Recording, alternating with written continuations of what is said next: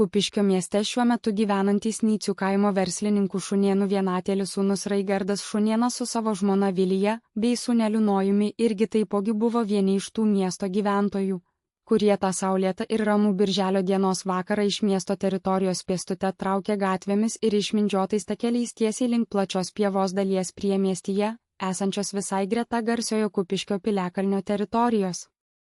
Čia, šioje vietoje ir vėl buvo surengta grandiozinė jau tampanti tradicinė vasaros saulėgrįžos šventė Joninės.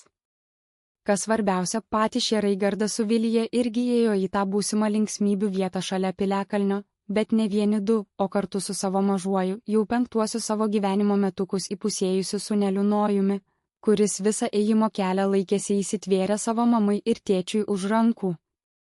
Pati Joninių šventės vieta pievoje Šunėnų šeiminėlę pasitiko su ten jau tvyrančiu gan dideliu susirinkusiųjų gyventojų šurmuliu.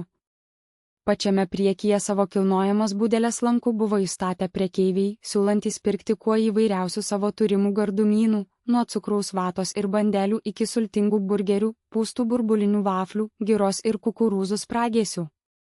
Dešinėje, kiek tolėliau už medžių žemiau esančioje vietoje jau stovėjo įstatytos ilgos medinių suolų eilės.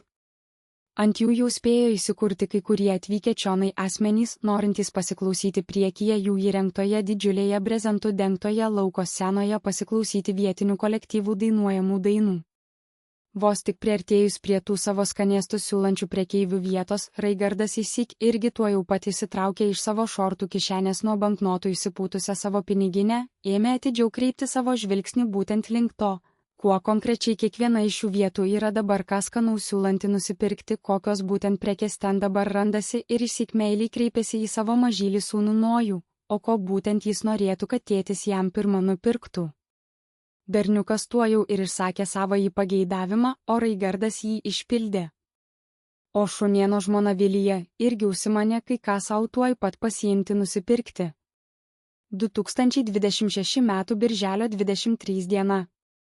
Štai kaip galėjo skambėti gyvas, jaukus ir šventiškas Šunėnų šeimos pokalbis prie skanumynų vagonėlių Kupiškio piliakalnio papėdėje.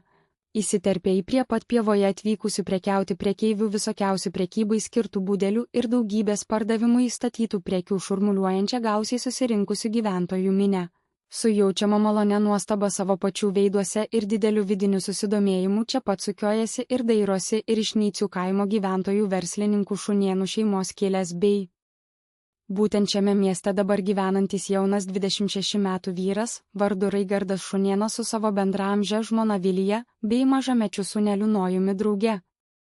Buvęs nycietis Raigardas Šunėnas meiliai pasilenkė prie sūnaus, ranka čiuopdamas šortų kišenėje gulinčią storą piniginę, na, Nojuk, žiūrėk, kiek čia visko prigaminta. Visas lankas namelių.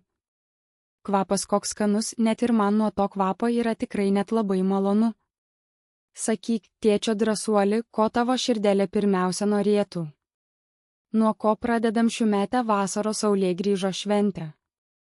Mažasis Nojus, išpūtęs akis žiūri į spalvotus užrašus, strikteli iš džiaugsmo ir rodo pirštuku tėti, tetuk. Žiūrėk, ten tas didelis pūstas vaflis su uogom ir ledais. Kur su burbuliukais? Ir dar noriu cukraus vatos. Tos didelės, rožinės kaip debėsis. Vilija šypsodamasi glosto sūnui galvą, Nojuk, palauk, visko iškart nesuvalgysi, pilvukas skaudės. Pradėkim nuo vieno skanėsto. Raigardas juokėsi, ištraukė piniginę ir iškart išima kelis banknotus, šiandien Joninės, mamyt, leiskim šiam augančiam vyrukui pasilepinti. Labą dieną, gerbiamoji dama, mums prašytume vieną patį didžiausią burbulinį vaflį su braškėmis ir spalvotais pabarstukais šitam jaunajam ponui. Kiek sakot kaina? 7 eurai? Tinka, tinka. Štai prašom, imkite banknotą, grąžą galit pasilikti. Paduoda pinigus prekeiviai, paima garuojantį vaflį ir atsargiai įteikia Nojui. Skanaus, sūnau. Žiūrėk, neįsitepk marškinėlių. Nojus laimingas čiaumoja vaflį, dalis spalvotų pabarstukų lieka jam ant nosies juodo galiuko, kaip skanu. Ačiū, tėti. Tu geriausias.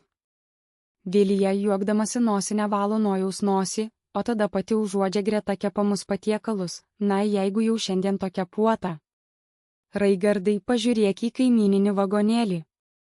Kaip skaniai kvepia tie sultingi burgeriai su skrudintais smidrų ūgliais. Ir dar ta naminė šalta gira mums iš kairės. Aha, matau, kad ten visai šalia ir alaus butelaičiai taipogi yra išstatyti. Žinok, aš irgi neištversiu. Vien nuo to giros butelių vaizdo tolumoje man pačiai jau ima burna džiūti. Einam, paimsim man tą didelį burgerį ir po stiklinę šaltos giros mums abiem, gerai? Bet šitas dainavimas anoje ten esančioje scenoje manęs tai kažko nelabai jau džiugina, kažkoks biški pasenęs ten repertuaras. Būtina, kad tą repertuarą jie bent kažkiek atnaujintų. Tokia mano pačios nuomonė. Raigardas švelniai apkabina su ranka Viliją per liemenį ir mirkteli, geras pasirinkimas, žmonelė. Verslas Nyčiuose mano tėvams sekasi toliau labai gerai, tad Kupiškio joninėse tau nieko negaila. Einam prie burgerių. Oho, koks įdomus asortimentas, va ten tų su skrudintais keptais smidrų ūgliais dar niekuomet nesu iki šiol ragavęs, bus tikrai įdomu užkąsti. Paimsiu ir tau, ir sau po vieną, o tada judėsim link tų medinių suolų. Matau, laisvų vietų prie scenos dar yra, o vietiniai kolektyvai kaip tik pagaliau pradeda savo gražesnės dainas. Judam pačiute, judėkim. Nojuk ir tu su mumis eik kartu, tik neatsilik ir nepasimesk mums iš paskos eidamas. Pasiėmę nusipirktus šiuos burgerius ir besikalbėdami šunėnų trijulė pradeda eiti link nusižiūrėtos vietos.